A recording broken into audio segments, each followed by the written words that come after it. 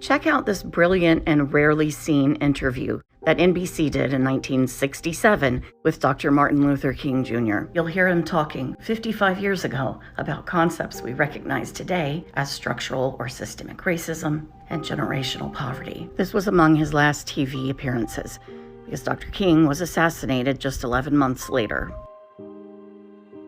Do you think white people in this country, and I'm talking about non-segregationists, people devoid or thinking they're devoid of racism, do you have any idea of what they want the Negro to be in America? Well, it depends on the level that we are talking here, because I think you have to make a distinction between the people who are genuinely and absolutely committed in the white community on the question of racial equality. And I must confess that I think they're in a very small minority. I think the vast majority of white Americans will go but so far. It's a kind of installment plan for equality, and they are always looking for an excuse to go but so far. Why are they looking for the excuse? What is it about the Negro? I mean, every other group that came as an immigrant somehow, not easily, but somehow got around it. Is it just the fact that Negroes are black? That's a part of it, and that grows out of something else.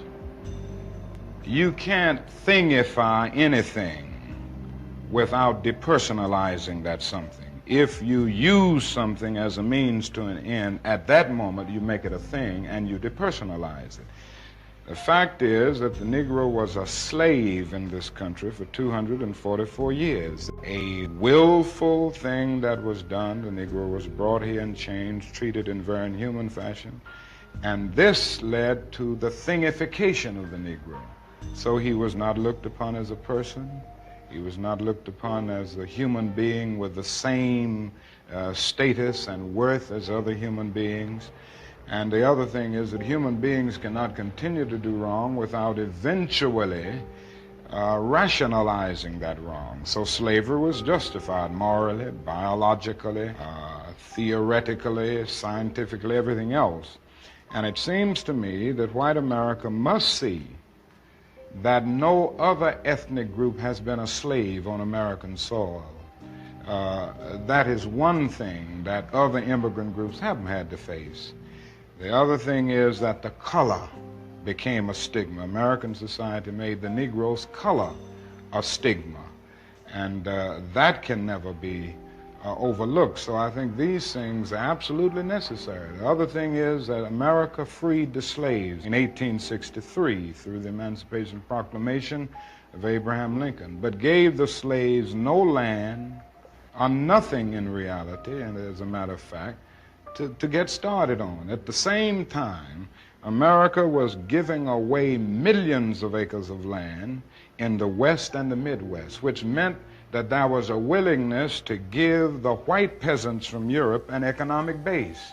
And yet it refused to give its black peasants from Africa, who came here involuntarily in chains and had worked free for 244 years, any kind of economic base. And so emancipation for the Negro was really freedom to hunger. It was freedom to the winds and rains of heaven. It was freedom without food to eat or land to cultivate, and therefore it was freedom and famine at the same time.